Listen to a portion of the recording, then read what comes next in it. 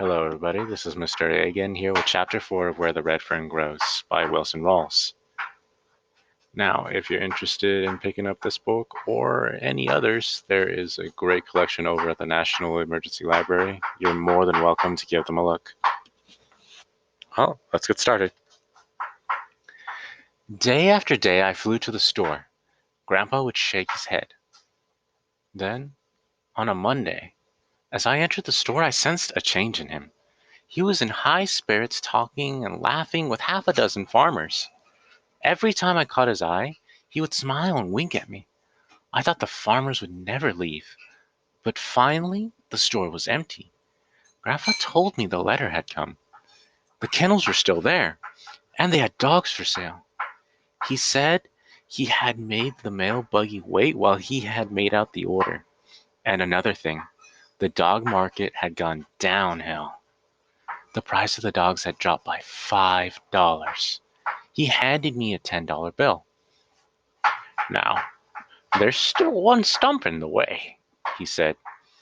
The mail buggy can't carry things like dogs, so they'll have to come as far as the depot in Tahlequah. But you'll get the notice here because I ordered them in your name. I thanked my grandfather with all of my heart and I asked him how long I'd have to wait for the notice. He said, I don't know, but it shouldn't take more than a couple of weeks.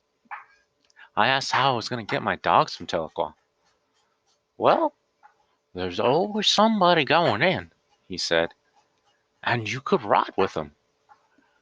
That evening, the silence of our supper was interrupted when I asked my father this question. Papa, how far is it to Kentucky? I may as well have exploded a bomb. For an instant there was complete silence, and then my oldest sister giggled. The two little ones stared at me. With a half-hearted laugh, my father said, Well, now I don't know, that's a pretty good ways. Well, what do you want to know for? You thinking about taking a trip to Kentucky? No, I said. I just wondered. My youngest sister giggled and asked, Can I go with you? I glared at her. Mama broke into the conversation. I declare, what kind of question is that? How far is it to Kentucky? I don't know what's gotten into that mind of yours lately. You go around like you were lost and you're losing weight. You're as skinny as a rail. And look at that hair. Just last Sunday, they had a hair cutting over at Tom Hollitt's place. But you couldn't go. You had to go prowling around that river in the woods. I told Mama I'd get a haircut the next time they had a cutting. And I had just heard some fellows talking about Kentucky at the store. I wonder how far away it was. Much to my relief, the conversation was ended. The days dragged by. A week passed and still no word about my dogs. Terrible thoughts ran through my mind. Maybe my dogs were lost. The train had a wreck? Somebody stole my money? Or perhaps the mailman lost my order. Then, at the end of the second week, the notice came. My grandfather told me that he had talked to Jim Hodges that day. He was going into town in about a week, and I could ride in with him to pick up my dogs. Again, I thanked my grandfather. I started for home. Walking along, deep in thought, I decided it was time to tell my father the whole story. I fully intended to tell him that evening. I tried several times, but somehow I couldn't. I wasn't scared of him, for he never whipped me. He was always kind and gentle, but for some reason, I don't know why, I just couldn't tell him. That night, I snuggled deep in the soft folds of a feather bed. I lay thinking. I had waited for so long for my dogs, and I desperately wanted to see them and hold them. I didn't want to wait a whole week. In a flash, I made up my mind. Very quietly, I got up and I put on my clothes. I sneaked into the kitchen and I got one of Mama's precious flour sacks. In it, I put 6 eggs, some leftover cornbread, a little salt, and a few matches. Next, I went over to the smokehouse and cut off a piece of salt pork. I stopped at the barn and picked up a gunny sack. I put the flour sacks inside the gunny sack. This I rolled up and crammed lengthwise in the bib of my overalls. I was on my way. I was going after my dogs. Tahlequah was a small county town with a population of about 800. By the road, it was 32 miles away, but as the crow flies, it was only 20 miles. I went as the crow flies, straight through the hills. Although I had never been to town in my life, I knew what direction to take. Tahlequah and Railroad lay on the other side of the river from our place. I had the Frisco Railroad on my right and the Illinois River on my left. Not far from where the railroad crossed the river lay the town of Tahlequah. I knew if I bore to the right, I would find the railroad, and if I bore to the left, I would have the river to guide me. Sometime that night, I crossed the river on a riffle somewhere in the Dripping Spring County. Coming out of the river bottoms, I scattered up the long hogback bridge and broke out on top of the flats. In a mile-eating trot, I moved along. I had the wind of a deer, the muscles of a country boy, and a heart full of dog love, and a strong determination. I wasn't scared of the darkness or the mountains, for I was raised in the mountains. On and on, mile after mile, I moved along. I saw faint gray streaks appear in the east, and I knew that daylight was close. My bare feet were getting sore from the flint rocks and the sawbriars. I stopped beside a mountain stream and soaked my feet in the cool water, rested for a spell, and then started on. After leaving the mountain stream, my pace was much slower. The muscles of my legs were getting stiff. Feeling the pangs of hunger gnawing at my stomach, I decided I would stop and eat at the next stream I found. Then I remembered I had forgotten to include a can in which to boil my eggs. I stopped and built a small fire.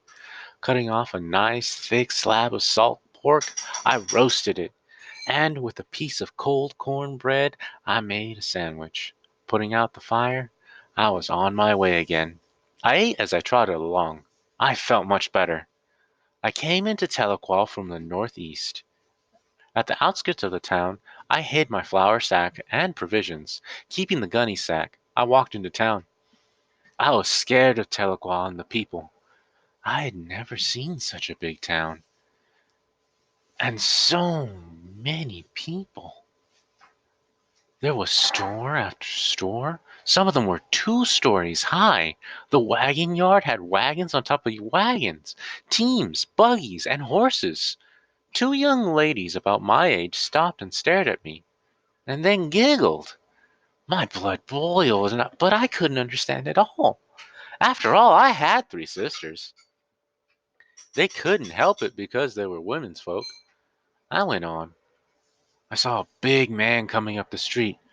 The bright, shiny star on his vest looked as big as a bucket. I saw the long black gun at his side, and I froze in my tracks. I'd heard of sheriffs and marshals, but had never seen one. Stories repeated about them in the mountains told how fast they were with a gun and how many men they had killed. The closer he came, the more frightened I got. I knew it was the end for me. I could just see him aiming his big black gun and shooting me in the eyes. It seemed like a miracle that he passed by, hardly glancing at me. Breathing a sigh, I walked on, seeing the wonders of the world. Passing by a large store window, I stopped and stared. There, in the window, was the most wonderful sight I had ever seen. Everything under the sun: overalls, jackets, bolts of beautiful cloth, new harnesses, collars, bridles, and then my eyes did pop open. There were several guns, and one of them had 2 barrels. I couldn't believe it. 2 barrels! I had seen several guns, but never one with 2 barrels. Then I saw something else. The sun was just right and the plate of glass was a perfect mirror. I saw the full reflection of myself for the first time in my life. I could see that I did look a little odd. My straw-colored hair was long and shaggy and was brushed out like a corn tassel that had been hit by a wind. I tried to smooth it down with my hands. This helped some, but not much. What it needed was a good combing, and I had no comb. My overalls were patched and faded, but they were clean. My shirt had pulled out. I tucked it back in. I took one look at my bare feet and winced. They were as brown as a dead sycamore leaves. The spiderweb pattern of raw red scratches looked odd in the saddle brown skin, I thought. Well, I don't have to pick any more blackberries, and the scratches will soon go away. I pumped up one of my arms and thought surely the muscle was going to pop right through the thin blue shirt. I stuck out my tongue, and it was red as a pokeberry juice, and anything that color was supposed to be healthy.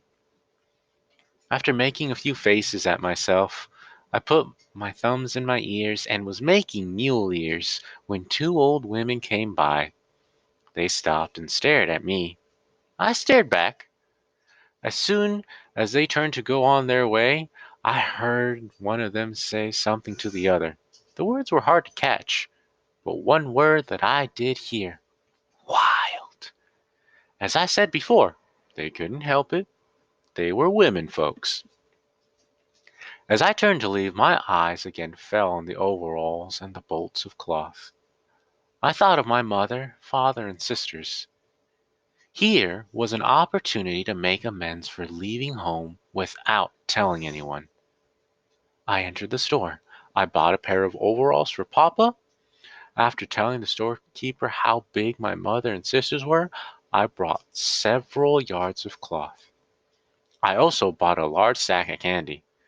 Glancing down at my bare feet, the storekeeper said, "I have some good shoes." I told him I didn't need any shoes. He asked if that would be all. I nodded. He added up the bill, and I handed him my $10. He gave me my change. After wrapping up the bundles, he helped me put them in the sack. Lifting it up onto my shoulder, I turned and left the store. Out on the street, I picked out a friendly-looking old man and asked him where the depot was. He told me to go down to the last street and turn right. Go as far as I could, and I couldn't miss it. I thanked him, and I started on my way. Leaving the main part of town, I started up a long street through the residential section. I had never seen so many beautiful horses, and they were all different colors. The lawns were neat and clean and looked like green carpets. I saw a man pushing some kind of mowing machine. I stopped to watch the whirling blades. He gawked at me. I hurried on. I heard a lot of shouting and laughing ahead of me. Not wanting to miss anything, I walked a little faster. I saw what was making the noise. More kids than I had ever seen were playing around a big red brick building. I thought some rich man lived there and was giving a party for his children. Walking up to the edge of the playground, I stopped to watch. The boys and girls were about my age and were as thick as flies around a sorghum mill. They were milling, running, and jumping. Teeter-totters and swings were loaded down with them. Everybody was laughing and having a big time. Over against the building, a large blue pipe ran up on an angle from the ground. A few feet from the top, there was a bend in it. The pipe seemed to go into one of the buildings. Boys were crawling into its dark mouth. I counted 9 of them. One boy stood about 6 feet from the opening with a stick in his hand, staring, Google-eyed, trying to figure out what they were doing. I got a surprise. Out of the hollow pipe spurted a boy. He sailed through the air and lit on his feet. The boy with the stick managed to mark the ground where he landed. All 9 of them came shooting out, one behind the other. As each boy landed, a new mark was scratched. They ganged around looking at the lines. There was a lot of loud talking, pointing, and arguing. Then all the lines were erased and a new scorekeeper was picked out. The others crawled back into the pipe. I figured out how the game was played. After climbing to the top of the slide, the boys then turned around and sat down. One at a time, they came flying down and out, feet first. The one that shot out the furthest was the winner. I thought how wonderful it would be if I could slide down just one time. One boy, spying me standing on the corner, came over, looking me up and down. He asked, "Do you go to school here?" I said, "School?" He said, "Sure, school. What'd you think it was?" "Oh no, I don't go here." "Do you go to Jefferson?" "No, I don't go there either." "Don't you go to school at all?" "Sure, I go to school." "Where?" "At home." "You go to school at home?" I nodded. "What grade are you in?" I said I wasn't in any grade. Puzzled, he said, "You go to school at home, and you don't know what grade you're in. Who teaches you?" "My mother." "What does she teach you?" I said, "Reading, writing, and arithmetic, and I bet I'm just as good at, at it as you are." He asked, "Don't you have any shoes?" I said, "Sure, I have shoes." "Why aren't you wearing them?" "I don't wear shoes until it gets cold." He laughed and asked where I lived. I said, "Back in the hills." He said, "Oh, you're a hillbilly." He ran back to the mob, and I saw him pointing at me, talking to several boys. They started my way, yelling, "Hillbilly, hillbilly." Just before they reached me, a bell started ringing. Turning, they ran to the front of the building, lined up in 2 long lines, and marching like little tin soldiers, disappeared inside the school. The playground was silent. I was all alone and felt lonely and sad. I heard a noise on my right.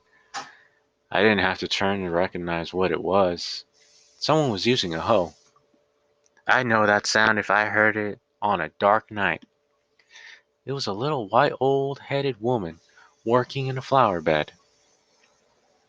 Looking again at the long blue pipe, I thought, there's nobody around. Maybe I could have one slide anyway. I eased over and looked up into the dark hollow. It looked scary. But I thought of all the other boys I had seen crawled into it. I could see the last mark on the ground and thought, I bet I can beat that. Laying my sack down, I started climbing up. The farther I went, the darker it got and more scary it got. Just as I reached the top, my feet slipped, and down I sailed. All the way down, I had tried to grab onto something, but there was nothing to grab. I'm sure some great champions had slid out of that pipe, and no doubt more than one world record had been broken. But if someone had been there when I came out, I know the record I set would stand today in all its glory. I came out just as I went in, feet first and belly down. My legs were spread like a bean shooter's stalk, arms flailing in the air. I zoomed out and up. I seemed to hang suspended in the air at the peak of my climb. I could see the hard-packed ground far below. As I started down, I had shut my eyes tight and gritted my teeth. This didn't seem to help. With a splattering sound, I landed. I felt a whoosh out between my teeth. I tried to scream, but had no wind left to make a sound. After bouncing a couple times, I finally settled down to earth. I lay spread eagled for a few seconds, and then slowly got to my knees. Hearing loud laughter, I looked around. It was the little old lady with a hoe in her hand. She hollered and asked how I liked it. Without answering, I grabbed up my gunny sack and left. Far up the street, I looked back. The little old lady was sitting down, rocking with laughter. I couldn't understand these town people. If they weren't staring at a fellow, they were laughing at him. That's the end of chapter 4 of Where the Red Fern Grows. Join me tomorrow when we start chapter 5. I'll see you then.